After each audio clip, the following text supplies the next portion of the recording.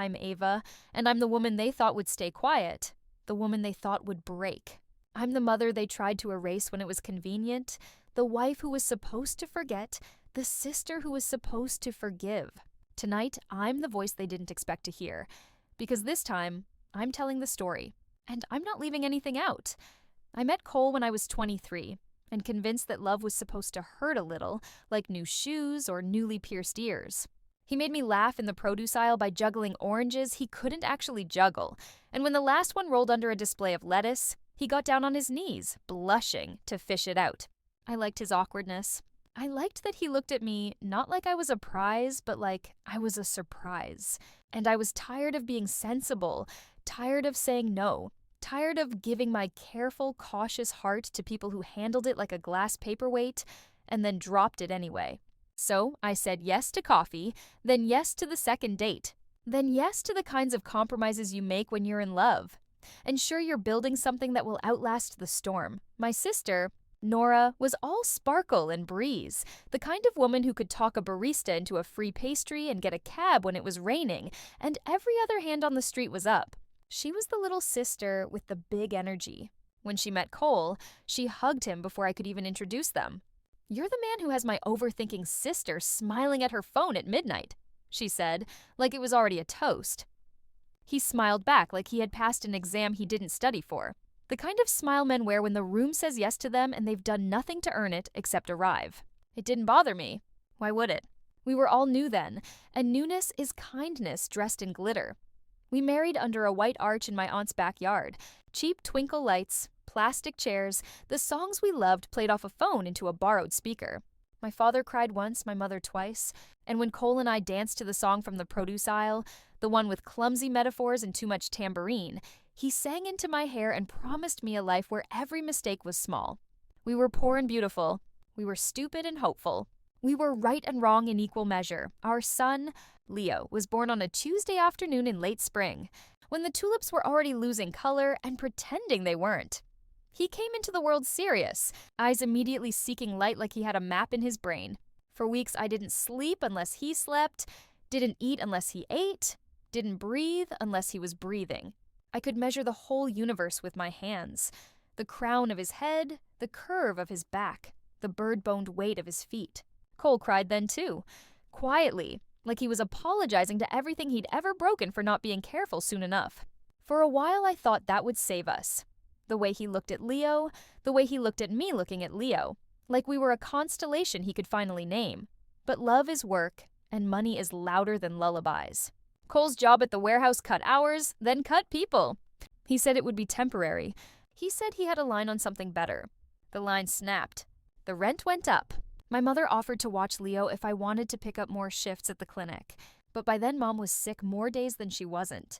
And the clinic was closed on Mondays anyway.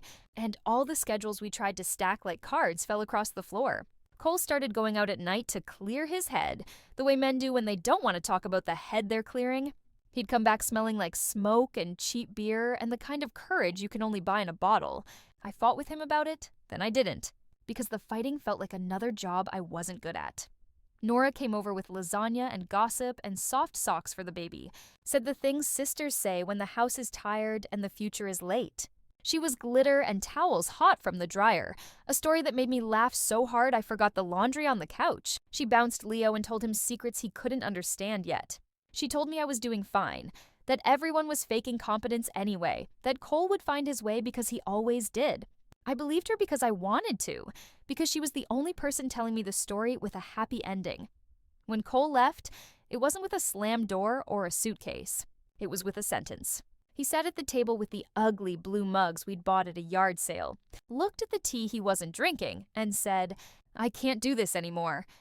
I thought he meant the mugs or the tea or that specific Tuesday, which had been extra cruel. A day of leaky roof and a car that wouldn't start, and a baby with a fever, and a job that needed me on a day I couldn't be everywhere. But he meant us, and he meant it. "I need a break," he said, like marriage was a game of cards you could set down and come back to when your hand looked better. He packed some clothes. He said he'd send money. He kissed Leo's head without looking at me. The door didn't slam, and that felt worse somehow, like even the house didn't want to make a scene. 3 years is an entire childhood when you're a child. Leo learned to tie his shoes, learned the word for thunder and that he didn't need to be afraid of it, learned to read the names of the animals at the shelter where we volunteered on Saturdays. He asked about his father in the way children ask about weather. Will it come today? Will it be loud? Will it ruin the picnic? I answered with honesty wrapped in cotton. Your father is away. Your father is finding his footing. Your father loves you even when he is not here. Some of those sentences were true, and some were pretty enough to survive the day. I got a second job at a bookstore, and a third one cleaning offices at night. I slept in pieces and learned the math of grace, how to turn 4 hours into enough energy to make cupcakes for a class party, how to stretch $20 into vegetables and optimism. My mother got sicker, and then steadier, and then sicker again. The way illnesses do when they're deciding whether they're staying for good. Nora moved across town and then back again, changed jobs twice, dated men who thought her chaos was a mood board, and then realized it was a life. She was in and out, a lighthouse that sometimes forgot to light. And then on a Saturday that had been ordinary right up until it wasn't, there was a knock at my door. Leo was at the table building a cardboard city out of cereal boxes. I was dividing laundry into 2 piles, stained and doomed. The knock came again, and my body knew before my mind did. My hands started trembling like they remembered something my brain had carefully folded away.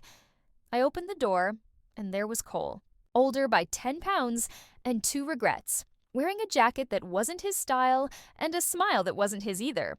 His arm was around someone, and it took my eyes longer than it should have to travel the space and understand what I was seeing.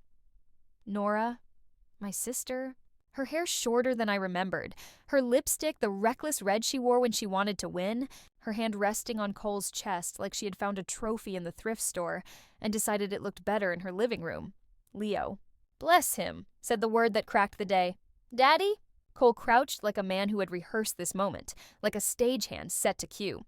Hey, champ, he said. And I hated him for the cliche and also for the way Leo glowed under it. I hated the part of me that softened because my boy was happy for 10 seconds. I hated everything. If hate were a liquid, I could have watered the grass with it until the yard grew knives. And then Cole said the words like he was reading a line from a script he had paid someone to write. We're here for Leo. We're taking custody. Nora stepped forward to stand beside that sentence. She wouldn't meet my eyes at first, which is a funny thing for someone who's about to steal time to do. Ava, she started, like we were picking up a conversation from a different room. We can give him more. Stability, a yard. The school near Cole's new place is better. He needs— I didn't hear the rest because Rage has a volume knob that goes past 10. I tasted metal. I thought wildly that if I threw up right there in the doorway, the scene would have to end early. I closed my eyes. I counted to whatever number people count to when they are trying not to transform. When I opened them, Leo was holding a cereal box City Hall in his hands and looking at me like I was the weather. You abandoned us, I said to Cole, calmly, because hysterical women make great TV and terrible arguments. You left. He was 3. You didn't send money except when you wanted a parade for it. And you, I added, finally turning to Nora. You sat on my couch and let me cry into your shoulder about a man you were secretly practicing how to replace me with. Her eyes snapped to mine then. It wasn't like that, she said, which is what people say when it was exactly like that. We didn't plan to fall in love, Ava. It happened.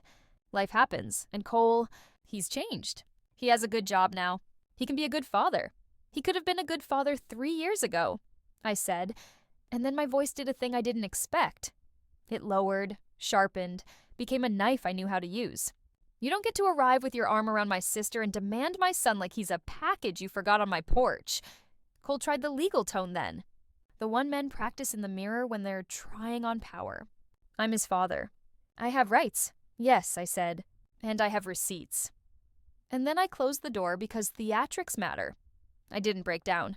I didn't sit on the floor and let the day crack me into inventive shapes. I turned to Leo, who was watching me with the patience of a planet. You okay? I asked, because no matter how loud the adult noise gets, the child in the room is the only song that matters. He nodded, small and serious. Are they staying? He asked. I shook my head. No, baby, not today. Today we eat pancakes for dinner and watch that movie where the dog drives a boat. He smiled like I had performed a magic trick. After he was asleep, after the dishes were stacked in real and metaphorical ways, I took out a notebook and wrote a list. It had 3 columns: past, present, future. Under past, I wrote every date and detail I could remember. Missed birthdays, unsent checks, texts that came at midnight with apologies that never attached to change. Under present, I wrote the names of people who would answer if I called. My neighbor, who had watched Leo for me when the car died. The pharmacist who remembered my mother's medicine even when I didn't. My boss at the bookstore who had stapled coupons to my paycheck once when I looked especially tired. Under future, I wrote 3 words: custody, money, revenge. I looked at the shape of them together and didn't flinch. The next day I made appointments. A free consultation with a family lawyer who had a plant on her desk that refused to die. A meeting with a counselor for Leo because even if I wore calm like a dress, children can smell storms. A visit to my mother to tell her the thing I didn't want to say out loud. She listened the way sick people do, with all of her attention and none of her judgment. "You are not a woman they can take from anymore," she said, and it sounded like a blessing. Lawyers are painters who use paper. Mine's name was Mara, and she asked questions in a voice that didn't try to make me smaller or prettier. She wanted facts, not performances. I gave her facts. I gave her phone records printed at the library. I gave her bank statements color-coded at 2 a.m. I gave her a timeline that could have been a museum exhibit. The complicated history of a man who left. She read everything, and then looked up at me like she was calibrating a machine. "He has parental rights," she said finally, "because law is a fence that sometimes looks like a hug. But rights are about behavior, not biology alone. He has 3 years of absence, 2 of sporadic contact, no consistent support, and a current relationship with your sister that will not impress a judge if we frame it correctly. The court will look at the child's best interest. Stability, continuity, attachment, you have those." "What about money?" I asked. Because even when you have the moral high ground, you still have to pay for parking. "We'll file for back support," she said, "and current support. And we'll attach his wages if he decides to become scarce again." The words felt like bricks in my hands, heavy and useful. "And the revenge?" I asked before I could stop myself. Mara smiled without showing her teeth. "Revenge," she said, "is usually a byproduct of justice done properly. We filed papers with dates and bold words that made Cole's sentences look small. When the notice was served, he texted me a paragraph that began with my name as if it were a threat and ended with a promise that I would regret dragging the family through court. I was in the grocery store when it arrived, comparing the unit prices on canned tomatoes, and I laughed out loud, a sound that startled the woman next to me into dropping a bag of rice. I apologized to her. I didn't apologize to him. I didn't reply at all. I let the court reply for me, the way I wished it had replied for all the women I knew who never took pictures of bruises because love is supposed to be private. Meanwhile, Nora tried to be the version of herself I could swallow. She left muffins on my porch I didn't eat.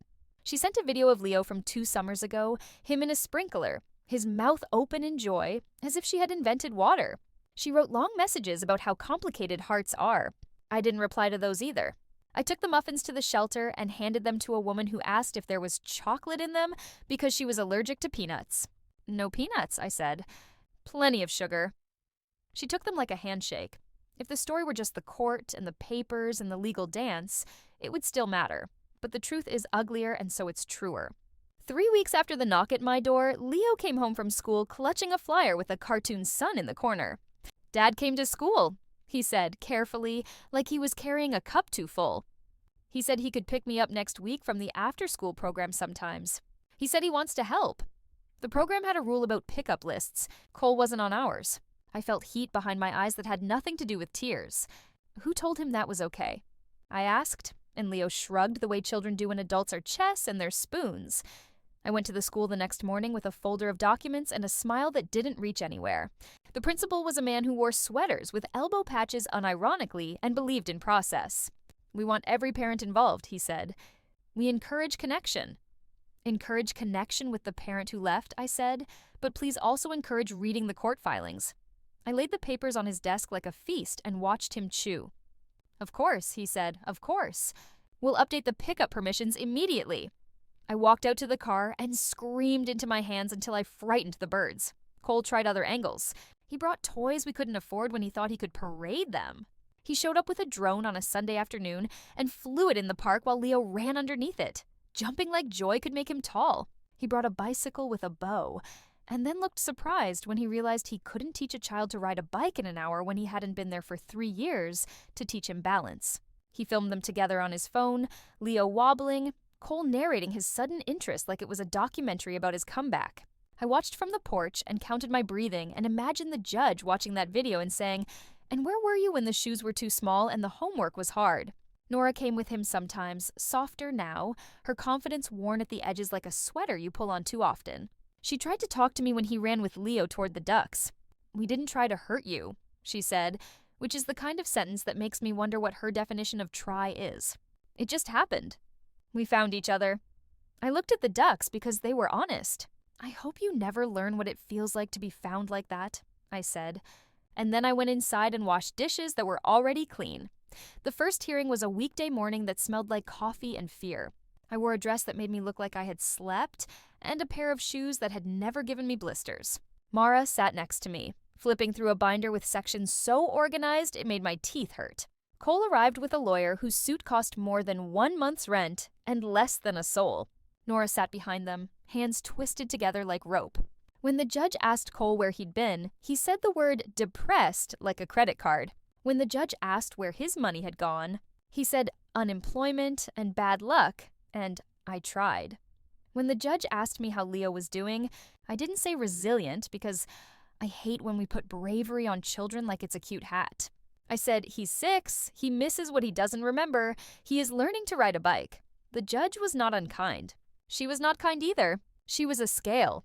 She weighed the facts and didn't let the noise add pounds. She set temporary orders that said what I already knew: primary custody with me, supervised visitation for Cole until consistency could be demonstrated, child support starting now, and back support on a schedule that would finally make his mistakes cost him something besides our peace. It wasn't victory, not yet, but it was gravity on our side. When we walked out of the courtroom, Cole brushed my shoulder with his on accident or on purpose. It didn't matter. "This isn't over," he said, and I smiled like a person who had just poured concrete. "I know," I said. "It's only just begun." I wish I could tell you that after that day, the road became straight. It didn't. Cole missed 2 visitations and then showed up with cupcakes the 3rd time like sugar was a spell. He sent money for 3 months and then sent less and then sent none, and then said he would again and then didn't. Nora stopped coming and then started again and then cried, once on my porch because being a person is complicated, and wrong doesn't protect you from pain. I considered more than once the cost of fury to my own blood pressure. Some nights I lay awake and whispered into the ceiling the names of women I had known who didn't get this far, the ones who folded and let the world reshape them into silence. I promised them I wouldn't be quiet. Justice is slow the way a glacier is slow, but it moves, and it carves. I collected small things while we waited, reports from the supervisor at the visitation center about the days he was late and the days he wasn't. Notes from Leo's counselor about how stability had made his nightmares less sharp, the emails from the school about the parent who brought cupcakes and then forgot picture day money. I kept them all like seeds. I knew we'd need a garden. The second hearing was meaner because second acts usually are. Cole's lawyer tried to make me look controlling, a word we throw at mothers when they try to keep the sky from leaking.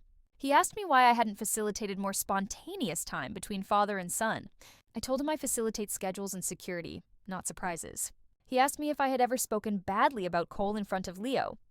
I told him that I treat my child like a child, not like a jury. He asked me if I had a vendetta. I told him I had a calendar and a spine. He didn't like that answer because it wasn't a soundbite. And then came the part that is hard to tell but important to say. Their case depended on Nora to make Cole look like a family man who had simply misplaced his family for a while. She had to glow for him. She had to say words like home and provide and we. She had to make their betrayal look like a renovation. But life had not given her a script that day. When she took the stand, her face looked like it remembered mine. She tried to hold on to the story she and Cole had rehearsed, her voice steady on the first questions. Then the lawyer said Nora's name the way you say a word you aren't sure how to spell, and asked when exactly their romance had begun. It is astonishing how silence can transform a room. For 6 heartbeats, she said nothing at all. The court clock laughed at us. Somewhere outside, a siren passed like a thought.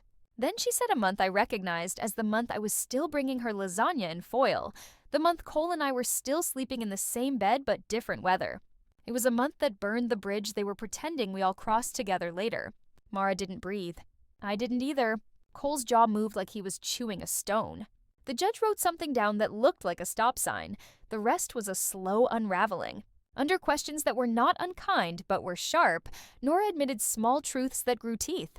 No, Cole had not been consistent about support. Yes, they had an on-again, off-again situation that was more off than on when bills were due. No, she did not know the name of Leo's teacher. Yes, she had brought muffins. But no, she did not know he was allergic to peanuts now because he had developed that allergy recently, and she had not asked. It wasn't cruelty. It was exposure. The story collapsed under its pretty title. We won more that day than paperwork. We won the shape of the narrative. Mara asked for full custody with a firm schedule for visitation that protected Leo's routine and an increase in support that reflected Cole's new job. She asked for the court to consider an order that limited contact through a parenting app so that we would not have to set our boundaries at the door or in the park anymore. She asked for sanity dressed in rules. The judge said she would consider, then she did. And when her ruling came, it was a map with clear roads. My house was Leo's primary home. Cole would see him on set afternoons at the center until he passed a parenting course and demonstrated 6 months of punctuality. He would pay support through the state so his promises would turn into deposits or into consequences. And all communication would be logged where anger could be archived and accountability could be printed. Revenge could have ended there, tidy as a file. But I had promised myself something else on the night I wrote Past, Present, Future with a pen that bled through paper. I had promised a different ending than the one they thought they were writing for me. I didn't want Cole and Nora humiliated. Humiliation is a party balloon, loud, bright, and gone in a minute. I wanted them educated by consequence, and I wanted to build something useful out of the wreck. First, I took the money that finally started arriving. Not much, but enough to exponent one, and I hired a tutor for Leo because he was brilliant and bored in math, and because being good at something is a coat in winter. Watching him concentrate over fractions made me cry more than any wedding. Second, I filed the back support order with the state attorney's office and let the machine do its grinding. When his wages were garnished, it was not a victory dance but a sigh, the sound of a car engine finally catching after you've turned the key too many times. Third, I wrote a letter to the after-school program and offered to volunteer on Thursdays to help kids with reading because the director had once said they were always short on hands and because I wanted to be the kind of woman I had promised my son I was. Then, I made the call that still feels like burning, and balm in equal measure. I called my sister. She answered on the second ring like she had been waiting at the phone. We said hello like strangers do. I told her I wasn't calling to fight. I told her I was calling because we had shared a childhood and a roof and 1,000 secrets. And because as furious as I was, and I was, I knew what it meant to be a woman trying to build anything in a world that sells you hammers without instructions. I told her I would not rebuild our relationship. Not now, maybe not ever. But I would not leave her on the side of the road if her car broke down. And if she wanted to carve a path back to decency, I would not block it. I told her this was the last kindness and the first boundary. She cried. I didn't. I was dry as bone and twice as strong. I'm sorry, she said finally, properly without buts. I know, I said, which is not the same as I forgive you. Cole learned the rules or he didn't, and either way, the rules held. He took the parenting course, maybe surprised to find out that children aren't tiny adults, that love is a verb you schedule. He arrived on time for a month, then 2, then when the 6th month clicked into place like a seatbelt. The visits moved from supervised to unsupervised for 2 hours on Sundays, as long as he kept the calendar like it was holy. He brought Leo back with stories about a comic book store and a pizza place that cut the slices too big. He brought him back with a math workbook once, and I surprised myself by thanking him without sarcasm. Revenge had taught me something I hadn't expected. It feels better when it doesn't rot you. But don't mistake me. I still wanted him to feel it. That's the part of the story I will not pretty up. I wanted him to know what absence costs. So I took the last piece of my plan off the shelf where I'd kept it, dusted, ready. Early on, when he'd first reappeared with my sister on his arm and entitlement in his pocket, he had tried to make me small through whispers. He told mutual friends I was unstable. He told my boss I was unreliable. He told my mother that I was making it hard on purpose. I had stayed quiet because quiet was strategy. Now that we had court orders and time stacked like bricks, I went to the people he had poisoned with stories and I brought them truth-typed and printed and stamped. The orders, the schedules, the receipts. I did not gossip. I did not dramatize. I did not slander. I simply delivered. The effect was not immediate. It was better. The next time he tried to tell someone that I was making it hard, they looked at him like he had forgotten how to read. The social tax collected itself. That's the revenge I recommend if you can stand the wait. As for Nora, life made choices for her once I stopped making any that involved her. She and Cole tried to live the version of a love story they'd sold themselves. Two people who found each other in the wreckage and made a new house out of the shards. House building is difficult when one of you keeps cutting their hands on glass. When the garnishment started, when the schedule meant they could not take a weekend trip without consulting the app, when the fantasy had to share the bed with reality, the shine dulled. She called me late one night and didn't speak when I picked up. I listened to her breathe, and I recognized the sound. It was the sound of realizing you are not the exception to the rule, you are the rule. I said her name. She said mine. We hung up. It was enough. 1 year after the knock at my door, Leo turned 7. We celebrated with a cake that leaned to the left and a group of kids who did not care about cake geometry. Cole came for his 2 hours late and left on time, and I did not make a scene about the late because the app would do that for me. He brought a gift that Leo loved and a look in his eyes that I couldn't translate. Something like regret, something like relief. He stood on the porch when he returned Leo and cleared his throat.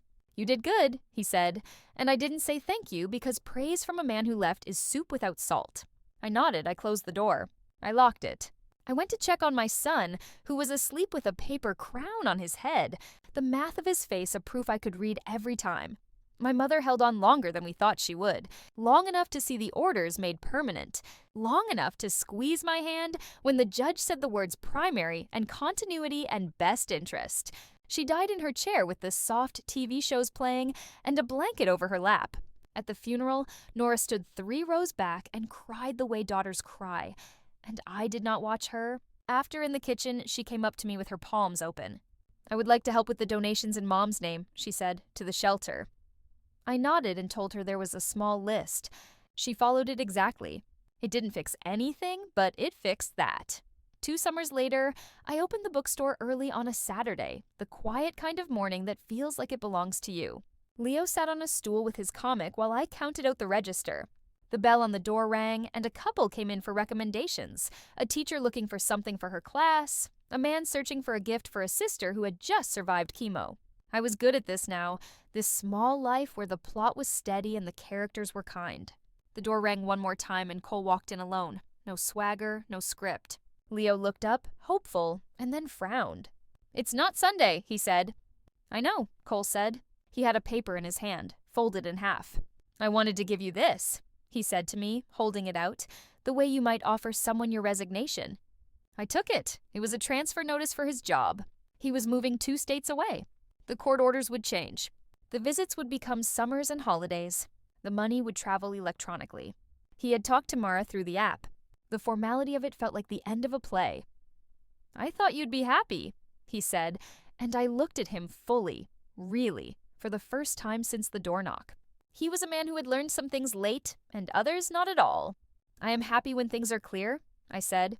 He nodded. He turned to Leo. He said words that were better than any he'd spoken before. "I will come when I say I will. I will call when I can't come. I will pay what I owe. I will be honest when I'm not strong enough to pretend." And Leo, who is smarter than both of us, nodded like he understood that truth is a better gift than a drone. After they left, after the day resumed its gentle shape, I stood behind the counter and let relief wash over me like the right kind of rain. I thought about revenge and how it had looked in my head on the night of the list, how it had been fire and public spectacle and me on a stage with a microphone and them stumbling in the light. But what I got was better.